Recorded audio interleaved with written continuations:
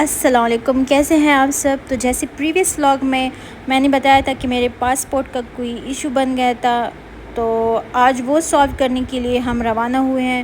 ظاہر ہے میرا پاسپورٹ رینیو نہیں ہوا تھا، امی اور میری بھابھی کا صرف ہوا تھا۔ تو انہوں نے ہمیں دو آپشنز دی تھی کہ یا تو آپ پشاور جائیں گے پاسپورٹ رینیول کے لیے، اور یا آپ کو اپنے سٹی کے کسی بھی نیئرسٹ آفس میں جا کے وزٹ کرنا پڑے گا فار دی رینیول، کیونکہ میرے آئی ڈی کارڈ میں کوئی مسئلہ آ گیا تھا جس کی وجہ سے میرا پاسپورٹ رینیو نہیں ہو پا رہا تھا۔ تو آج وہ مسئلہ حل کرنے ہم جا رہے ہیں پاسپورٹ آفس۔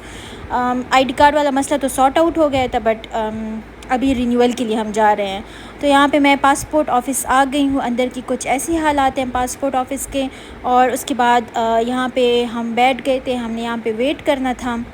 بیسیکلی یہ پاسپورٹ آفس ان آفسز کی طرح نہیں ہے جس طرح ہم دیکھتے ہیں، اٹس لائک اے ہوم، اور گھر سے ہی انہوں نے دفتر بنایا ہوا ہے۔ بیچ میں جس طرح گاؤں میں بیچ میں صحن ہوتے ہیں اور سائڈس پہ رومز ہوتے ہیں، تو سیم اسی طرح یہاں بیچ میں صحن تھا جہاں پہ عورتیں بیٹھی تھی، بٹ عورتوں کے لیے کوئی اسٹینڈ والا فین کچھ بھی پرووائڈ نہیں کیا تھا، جس کی وجہ سے اتنی شدید دھوپ تھی اور اتنی گرمی تھی کہ بعد میں تو عورتیں بیچاری زمین پہ ہی بیٹھ گئی تھیں۔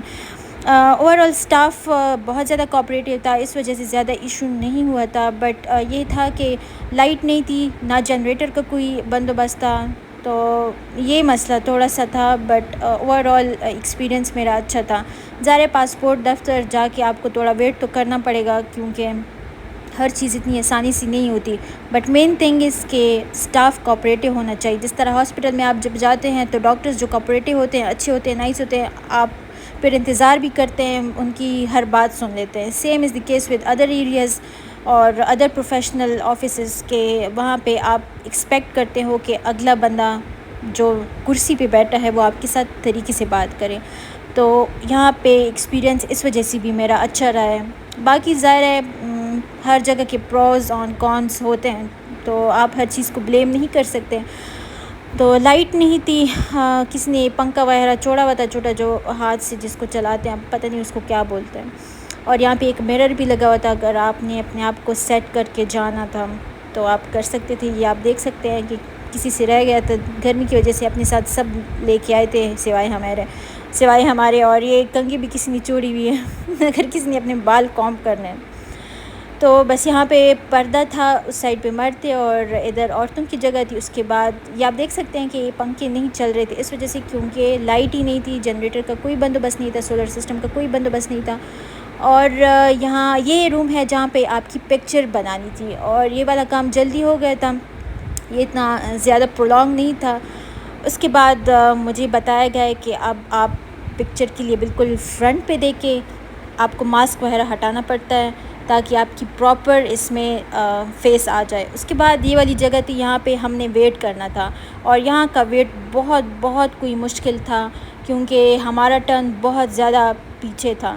تو ایک سائڈ عورتوں کی تھی اور دوسری سائڈ مردوں کی تھی۔ اس کے بعد میرا سارا پروسیس ہو گیا تھا، تو ہم نے واپسی کرنی تھی، تو راستے میں مجھے بہت زیادہ بھوک لگی تھی کیونکہ میں نے صبح سے کچھ بھی نہیں کھایا تھا۔ تو ابو رکے ہیں یہاں پہ اور یہ کباب لے کے آئے تھے ابو میرے لیے، چونکہ ہم یہیں سے ہمیشہ لیتے ہیں اور یہ ہمارا فیوریٹ کباب ہے۔ اور یہاں پہ پکوڑے بھی بن رہے تھے، بٹ پکوڑے بننے کے لیے ہم ویٹ نہیں کر سکتے تھے، تو اس وجہ سے ہم نے صرف کباب لیے ہیں، راب بھی لیا ہے اور ساتھ میں کوکڈ بھی لیا ہے۔ اور یہ دیکھ سکتے ہیں آپ، اتنا مزیدار کباب تھا کہ میں نے راستے میں ہی ایک پیس کھا لیا تھا، بہت زیادہ ٹیسٹی تھا۔ اور ابو کو پتہ ہے میری چوائس کا، تو وہ بہت زیادہ ان چیزوں کا خیال رکھتے ہیں کہ جو چیز مجھے پسند ہوتی ہے وہ مجھے اسی ٹائم لا کے دیتے ہیں، ماشاءاللہ ماشاءاللہ۔ اور آپ دیکھ سکتے ہیں میں نے ایک نوالا توڑا، بہت گرم تھا، بہت لاجواب تھا۔ تو پھر اس کے بعد میں اپنے گھر آ گئی۔ گھر میں میری بھابھی نے آلریڈی کھانا بنا کے رکھا ہوا تھا، اور آج میں دیکھتی ہوں کہ کیا بنا ہے، کوئی مزیدار سی ڈش لگ رہی ہے۔ تو یس، یہ بنے تھے ہم سب کے فیوریٹ کیا بولتے ہیں، پائے تھے، اور بہت مزیدار بنائی تھی میری بھابھی نے، بہت ٹیسٹی تھے۔ پھر اس کے بعد کھانا شانا کھا کے مجھے دوبارہ سے رات کو بھوک لگی، میں نے نوڈلز اور مینگوز کھا لیے۔ تو بس ملتے ہیں آپ کے ساتھ نیکسٹ ولاگ میں، تب تک کے لیے share, comment, subscribe and blah یہ نوڈلز بھی میری بھابھی نے میرے لیے بنائے تھے بائی دا وے۔